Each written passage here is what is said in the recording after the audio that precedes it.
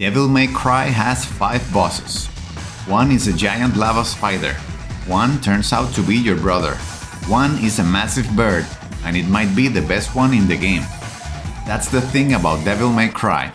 We remember its bosses for their personality, not their mechanics. So I'm putting all 5 on trial, not just as fights, but as complete experiences.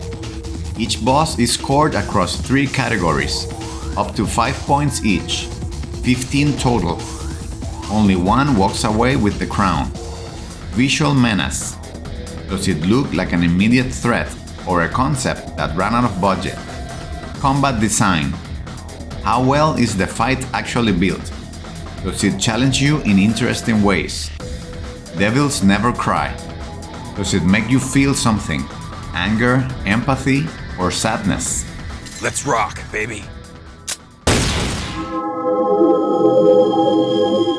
Phantom looks like someone combined a spider with a scorpion, threw in a volcano, and made it assistant manager at Taco Bell. 6 eyes, lava leaking out of every gap in his armor, a coiled scorpion tail, and big club-like forelimbs. He looks dangerous the second you see him. The first fight is a solid introduction to the game's movement.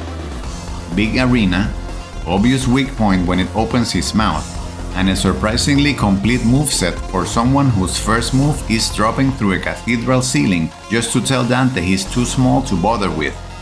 Then the second encounter arrives, and none of that promise pays off. Phantom corners you in a tight hallway where neither of you can move. The game lets you run past him entirely, and most players do, because fighting him there feels like a punishment. He's one of Mundus' highest ranking generals, and the game turns him into a hallway speed bump. Everything the first fight built, the second fight wastes. Phantom is a bully who dies confused.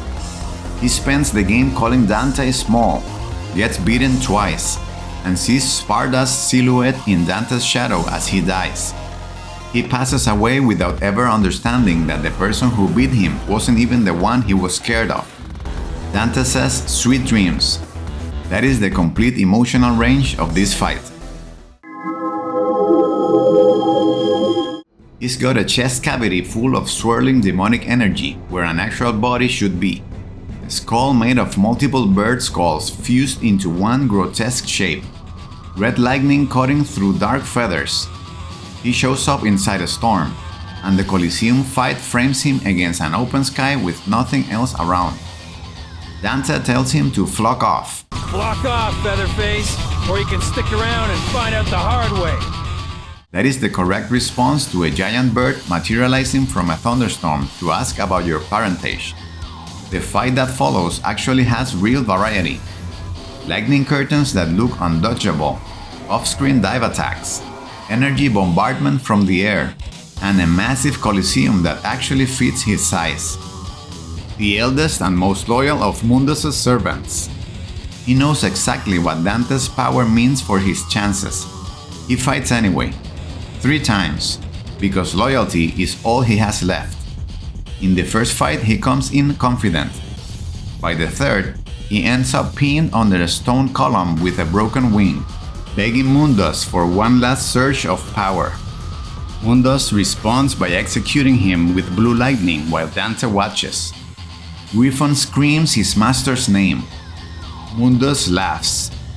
Griffon disintegrates. Dante, who has quipped through every other fight in the game, mutters, "That three-eyed," and does not finish the sentence. For a few seconds, Dante drops the smartass act. He was not moved by the death, he was moved by the execution. There is a difference. Olive green armor with pulsating blue lines that darken as he takes damage. A purple cape. A broadsword erupting with blue fire when he attacks. In the third fight, the helmet comes off and you finally see Virgil's pale, vein-streaked face and red, pupilless eyes. It's the best visual beat in the game, and it hits even harder because Dante doesn't recognize him in the moment. He fights his own brother to the death, without understanding it until afterward. He appears to Dante as a reflection in a mirror, and gestures for him to follow outside. And then the fight starts. He's aggressive, closes distance fast, uses summoned swords as pressure, and teleports whenever he feels like it. The first fight establishes his dominance. The second fight changes things up. The third delivers the dread. The whole tragedy works because the game trusts you to connect the dots yourself. Virgil sought power in the demon world, lost to Mundus, and was rebuilt inside Black Knight armor. Mundus stripped away his humanity and then used Virgil's own amulet to enforce obedience. That amulet was the symbol of their father's power, the thing Virgil always wanted. What was supposed to represent Sparta's strength ends up being the thing that chains Virgil down. He fights Dante without speaking, without Dante recognizing him, and without either of them fully understanding what is happening. The third fight ends with Nelo Angelo dissolving, leaving behind his half of the amulet. Dante picks it up. A memory of kids enjoying a birthday plays in his mind. The game trusts you to connect the amulet in his hand to the one he's been wearing since the opening scene. In its resting state, it looks like a pool of green slime with skulls submerged in it.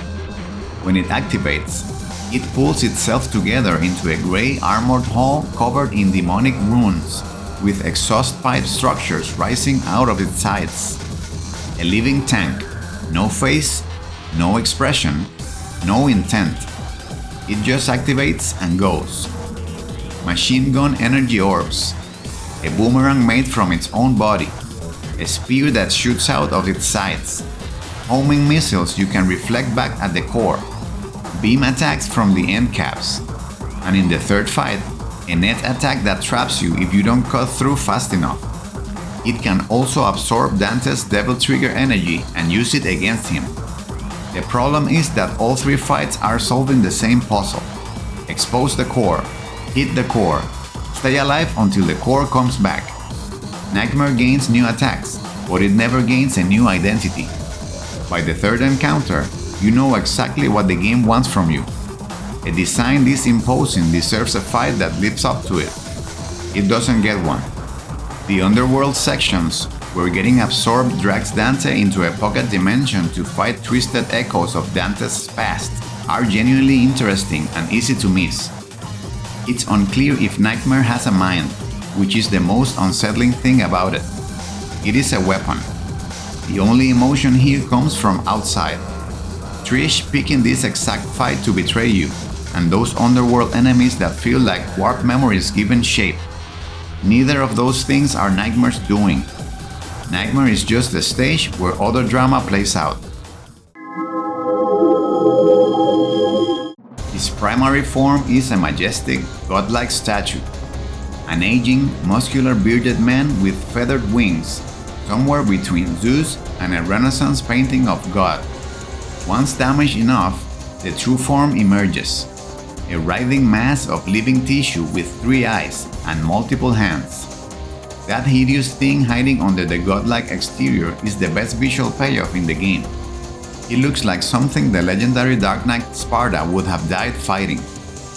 The first phase throws Dante into Mundus' pocket dimension, where you're suddenly flying through darkness shooting at a giant demonic figure. Devil May Cry spent the entire game building a stylish combo system, and the final boss fight plays like Space Harrier. The second phase brings you back to solid ground. The third phase is Mundus, wounded and furious, tearing open a hellgate in a collapsing sewer out of pure spite just to make sure Dante can't leave. Mechanically the shortest phase. As a character beat, it's his best moment. The entire game is his escape plan. He created Trish as bait, broke Virgil into a weapon, and executed Griffon when it failed. He uses Trish as a hostage, impales Dante with energy beams while he's distracted, and tells him his mother was a worthless being he could easily replace. He considers the human heart a defect and removes it from his servants as standard procedure. Even beaten, he drags himself through filth just to block the exit out of Malice.